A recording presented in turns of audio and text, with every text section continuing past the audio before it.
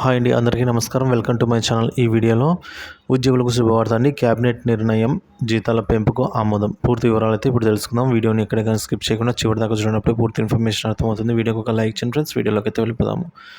Friends, ప్రభుత్వ ఉద్యోగులకు good news. August 1 నుంచి జీతాలు పెంపు అండి. ఇకపోతే కర్ణాటక ప్రభుత్వం ఉద్యోగులకు గుడ్ న్యూస్ అయితే చెప్పింది. జీతాల పెంపు విషయంపై గత కొంతకాలంగా చర్చలు జరుగుతున్నాయి. ఈ విషయంపై కేబినెట్ ముందే చర్చలు జరిపింది. తుది నిర్ణయం సీఎం సిద్ధరామయ్యకు వదిలేసింది. ఇక ఇప్పుడు ప్రభుత్వ ఉద్యోగుల జీతాలను పెంపుకు ఆయన అంగీకరించారు. ఆగస్టులో నిరవధిక సమ్మె చేపడతామని కర్ణాటక రాష్ట్ర ప్రభుత్వ ఉద్యోగుల సంఘం ప్రకటించిన నేపథ్యంలో జీతాల పెంపుకైతే ఆమోదం తెలపాలని సిద్ధరామయ్య ప్రభుత్వంపై అయితే ఒత్తిడి వచ్చింది. ఈ నేపథ్యంలో కేబినెట్ నుంచి ఈ నిర్ణయం వెలువడడం విశేషం.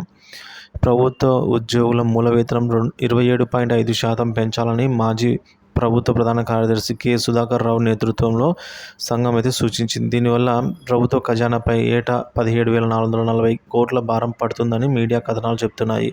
మార్చి 2023లో అప్పటి కర్ణాటక ముఖ్యమంత్రి అయిన బసవరాజ బొమ్మాయి గారు ఉద్యోగులకు మధ్యంతర వృత్తి ఐఆర్ను 17% మేర పెంపు ఇచ్చారు. సిద్ధరామయ్య నేతృత్వంలో కాంగ్రెస్ ప్రభుత్వం 10.5% పాయింట్ల మేర పెంపును జోడించే అవకాశం ఉంది. కాబట్టి ఇది మొత్తం 7వ వేతన సంఘం ప్రకారం మూల వేతనంపై 27.5% పెరుగుతుంది. కాగా దీనిపై క్లారిటీ అయితే రావాల్సి ఉందండి.